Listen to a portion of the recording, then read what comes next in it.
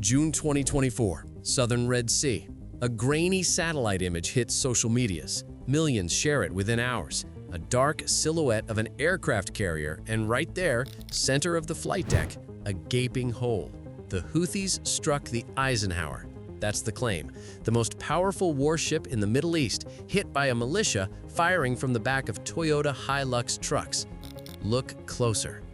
The bow of that ship has a ski jump ramp, a raised ramp for short takeoff jets. The Eisenhower doesn't have a ski jump. She has 4 steam catapults and a flat deck.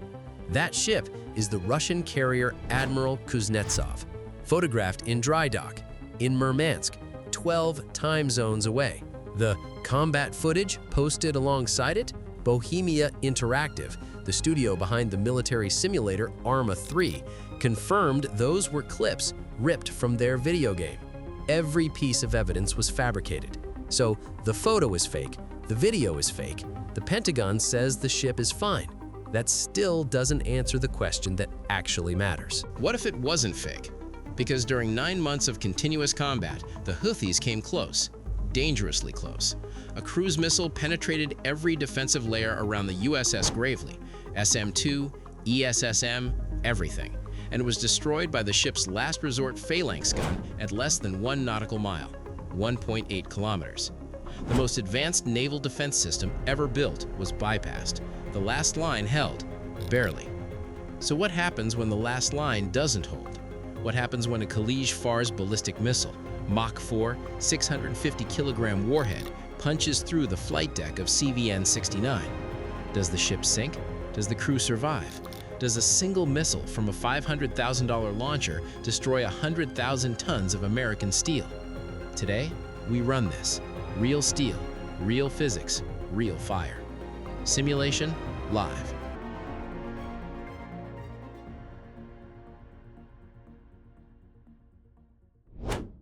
The Bab el-Mandeb Strait, 20 miles wide, 12% of global trade squeezes through this choke point every day. When the Houthis started attacking commercial shipping after October 7th, the Eisenhower and Carrier Strike Group 2 were ordered in under Operation Prosperity Guardian. A carrier strike group needs room to maneuver, room to hide behind the curvature of the Earth. The Red Sea gives you none of that. The Eisenhower was operating within missile range of the Yemeni coast at all times. Predictable, semi-stationary. In naval doctrine, that's called a kill box. So, what the Houthis actually shoot? 3 weapons, 3 problems. The Samad-3 drone, composite body, fiberglass and carbon fiber, radar cross-section smaller than a seagull. The SPY-1D was built to track fast, metallic targets, not slow, composite ghosts flying at treetop altitude. Warhead? 30 to 40 kilograms, a mosquito bite on a freight train, except this mosquito carries targeting data for what comes next. The Quds-2 cruise missile, Iranian lineage, descended from the Soviet Kh-55, sea skimming, 5 meters above the waves. Advanced variants reach 1,330 kilometers, so they can swing around the destroyer screen and attack from angles nobody's watching. And it stays below the radar horizon until the final seconds. A naval radar at 30 meters altitude detects a sea skimmer at 5 meters altitude at roughly 32 kilometers.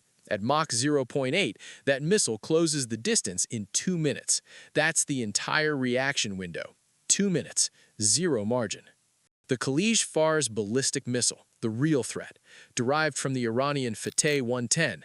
It doesn't fly to the target, it arcs into the upper atmosphere and falls onto it.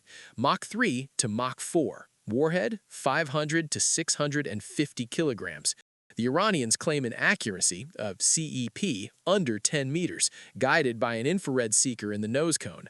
There's a catch, though. At Mach 4, friction with the atmosphere generates extreme kinetic heating.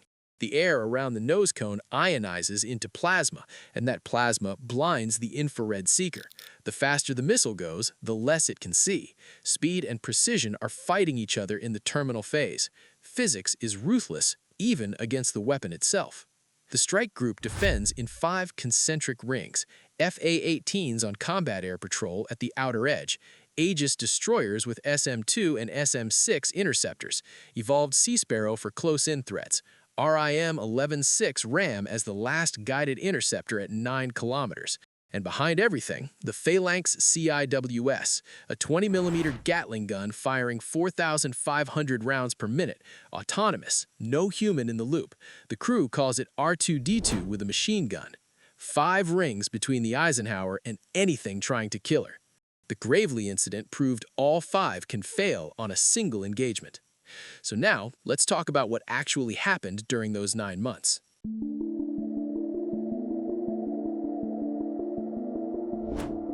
October 19th, 2023. The destroyer USS Carney, DDG-64, picks up multiple inbound cruise missiles and drones heading north toward Israel. Aegis lights up. SM-2s leave the cells. Every threat is destroyed. First combat validation of Aegis against the Houthi arsenal. The command shifts from surveillance to weapons-free. That was the easy part. The Houthis adapt. They stop shooting at warships. They start shooting at container ships. December 31st, Houthi speedboats attack the commercial vessel Murmansk Hangzhou. MH-60 Seahawk helicopters from the Eisenhower engage directly. 3 boats sunk. First time the Eisenhower's air wing kills enemy combatants at close range since the Iraq War. And then the cost equation starts eating the fleet alive. Over 9 months, the escorts fire approximately 168 SM-2s and over 100 SM-6s. The SM-6 bill alone, $430 million. Admiral Maguez confirmed publicly that some destroyers emptied their entire magazines in theater. They rotated ships out of the combat zone just to reload. For a window of time, the defensive screen had gaps. The Houthis aren't trying to sink anything. They're bleeding the Navy dry, dollar by dollar. May 2024, the Houthis concentrate their attacks. Saturation salvos, multiple missiles and drones simultaneously aimed at the warships themselves. A Houthi cruise missile gets through. The SM-2 either misses or the magazine is dry. The ESSM doesn't acquire. The missile crosses inside 1 nautical mile of the USS Gravely, 1.8 kilometers. The bridge crew can see it, not on a screen, through the window. Phalanx spins up, 4,500 rounds per minute, tungsten core. The missile disintegrates. Every layer of Aegis failed on that engagement. A gun designed during the Vietnam War saved the ship. Days later, the Houthis announced they've hit the Eisenhower, twice. The internet explodes. 295 consecutive days at sea, the longest combat deployment of an aircraft carrier since World War II. 5,000 sailors, 12-hour watches, racks stacked 3 high, the size of coffins. The fire controlman on the Phalanx console at 0300, 22 years old, from a town in Kentucky no one outside the county's heard of. His girlfriend ended things over a satellite phone in month 4. He didn't get to say what he needed to say. He doesn't think about geopolitics. He thinks about the blip on his screen and whether it's 4 seconds or 14 from the hull. Captain Bauernschmidt, the first woman to command a nuclear carrier, rotated out mid-deployment. Her replacement inherited a crew running on fumes and muscle memory. That's the invisible cost of this deployment, not the SM-6s, the people behind the consoles. Strip away the defenses. Assume everything fails. A Khalij Fars derivative, Mach 3.5, 500-kilogram warhead punches through the flight deck at a steep angle. What happens to the ship? Kinetic energy. E equals 1/2 mv squared. 500 kilograms at Mach 3.5. That's 1,190 meters per second.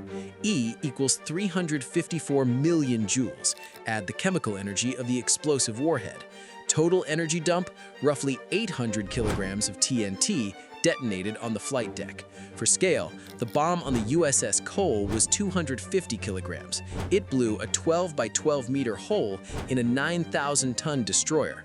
The Cole survived, repaired, returned to service. The Eisenhower displaces 100,000 tons, 11 times the Cole's mass. So what happens to the deck? The flight deck, HY-80 steel, rated at 80,000 psi, the same alloy in submarine pressure hulls. Where HSLA 100 has been retrofitted, the yield strength is even higher. At Mach 3.5, the warhead breaches. A hole opens, 3 to 5 meters in diameter. Superheated fragments spray downward. shrapnel from the warhead, spall from the steel itself. Underneath, the Combat Information Center, the reactors, the weapons magazines, all lined with 2.5-inch Kevlar spall liners, 64 millimeters, not to stop the missile, to stop the fragments from reaching anything critical. The hull is survivable. The ship's own welders can patch it at sea. The real danger isn't the hull, it's the fire. If fueled aircraft are parked at the impact point, and they always are, the jet fuel ignites. That's where the Forrestal comes in. July 29, 1967. A Zuni rocket misfires across the flight deck, hits a fueled A-4 Skyhawk. The jet fuel erupts. Fire reaches the bomb farm. 9 bombs cook off on deck. 134 sailors dead. Fire burns for 14 hours. The youngest was 19, 6 weeks on board. The Navy looked at those 134 coffins and said, never again. They rebuilt everything. New firefighting doctrine, new washdown systems, new Kevlar liners, a new philosophy welded into the fleet's DNA. Every sailor is a firefighter. Codified in NSTM 555, the Naval Ship's Technical Manual, Chapter 555, Surface Ship Firefighting. Every sailor on the Eisenhower has trained on it, every single one. A missile can put a hole in the deck. That's physics. What happens in the 90 seconds after, that's doctrine. If you're still here, you understand why this matters. Subscribe. We run the numbers, nobody else will. The missile hits, the deck breaches, jet fuel burns at 1,000 degrees Celsius. Second 5, repair teams deploy, from repair lockers 1A, 1B, 1F, distributed forward, aft, amidships, above and below the waterline. No single strike eliminates all of them. 80 years of design ensures that. Second 15, the countermeasure washdown system fires. Hundreds of nozzles flood the flight deck with seawater and AFFF foam. Flow rate, 27,000 gallons per minute, enough to fill an Olympic swimming pool in 25 minutes, dumped onto a flight deck. The foam smothers the oxygen, the water absorbs the heat. Second 30, P-25 crash trucks roll from deck edge pockets. Firefighting teams advance in bunker gear. Below deck, ordnance handlers seal magazine blast doors rated for pressures no fuel fire can generate. Second 60, the fire is contained, not extinguished, that takes hours, contained. The magazines are sealed, the reactors are untouched, the crew is sealed inside their compartments. And now, the number that ends the argument. Jet A1 burns at 1,000 degrees Celsius. HY80 steel melts at 1,500 degrees Celsius. The fuel cannot melt the deck, 500 degrees short. Structural weakening starts at 600 degrees Celsius over prolonged exposure. Melting, pure fantasy. The Forrestal lost 134 men because bombs sat exposed on the flight deck. Modern carriers store ordnance below, behind armored blast doors. That was the lesson. That was the redesign. The flight deck gets patched. The ship keeps fighting. The last American carrier sunk in combat was the USS Bismarck C, February 1945, Iwo Jima. That was 80 years ago. Every adversary since, Soviet Navy, Iranian Revolutionary Guard, and now a Yemeni militia, has tried to build the weapon that kills the carrier. The carrier is still here.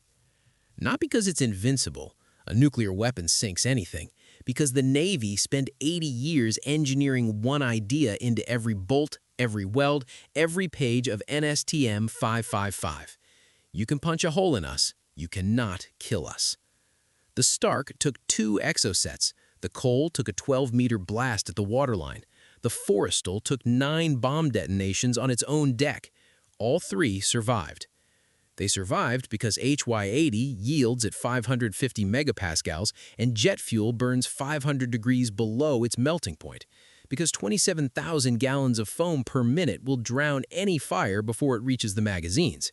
And because the 22-year-old from Kentucky running the phalanx at 3 a.m. doesn't need to understand geopolitics. He just needs to watch the blip. And he does, every night, for 295 nights straight. The Houthis launched over 200 attacks during this deployment. Not one touched the Eisenhower. Not a scratch, not a dent, not a scorch mark. And even if one had, 100,000 tons of American steel, crewed by 5,000 sailors trained to fight fire with their bare hands, does not sink from a missile that costs less than a house in Ohio. That's not opinion, that's engineering. The scenario is closed. The math stands. If you believe in proof by simulation, make sure to support the channel. Simulation offline.